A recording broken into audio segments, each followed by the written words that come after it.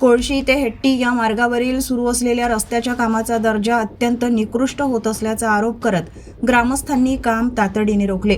रस्त्याच्या बांधकामात निकृष्ट साहित्याचा वापर केला जात असल्यामुळे भविष्यात रस्ता टिकणार नाही अशी भीती ग्रामस्थांनी व्यक्त केली। ग्रामस्थांच्या मते रस्त्याचे काम सुरू असताना आवश्यक तांत्रिक निकषांचे पालन होत नसून योग्य देखरेखीचा अभाव जाणवत आहे। काही ठिकाणी रस्त्याचे थर व्यवस्थित न टाकता घाईघाईने काम पूर्ण करण्याचा प्रयत्न होत असल्याचेही त्यांनी सांगितले। या पार्श्वभूमीवर संतप्त ग्रामस्थांनी संबंधित ठेकेदाराविरोधात कारवाई करण्याची मागणी करत काम बंद पाडले।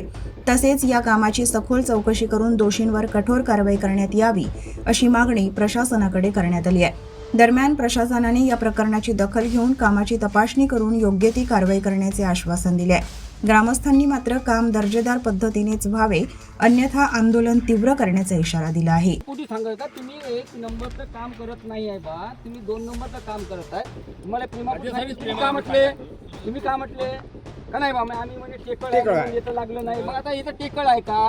इथं तुम्ही झाडझूड केली का? इथं तुम्ही नाही का डांबर मारलं का? या मातीवर डांबर चिपकल का?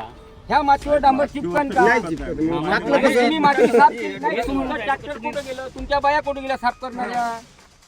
हे पहा पत्रकार साहेब, आता एक मिनिट थांबा।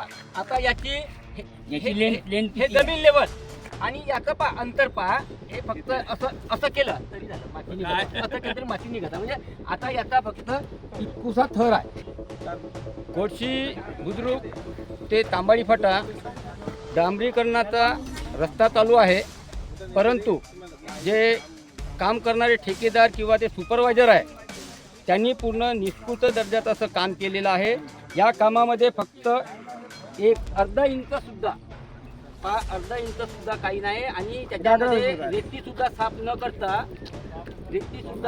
न करता इथं पूर्ण डांबरीकरण इतकुसं केलेलं आहे आणि पूर्ण निष्कृत दर्जाचा रस्ता केल्यामुळं कोळशी बुद्रुकवासियांना किंवा इतर जाणे येणेवाल्यांना याचा समोर त्रास होणार आहे।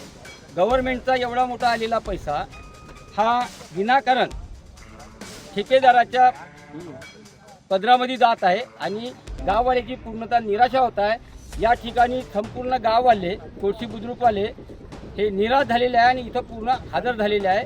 त्यांची सगळ्याची नाही का इथं तुम्ही चौकशी का? ठेकेदारांनी सुद्धा मान्य केलं का माझ्या हाताने चूक झाली? त्यांनी मशीनसुद्धा लावली नाही किंवा लेबरसुद्धा लावली नाही आणि इथं हे जर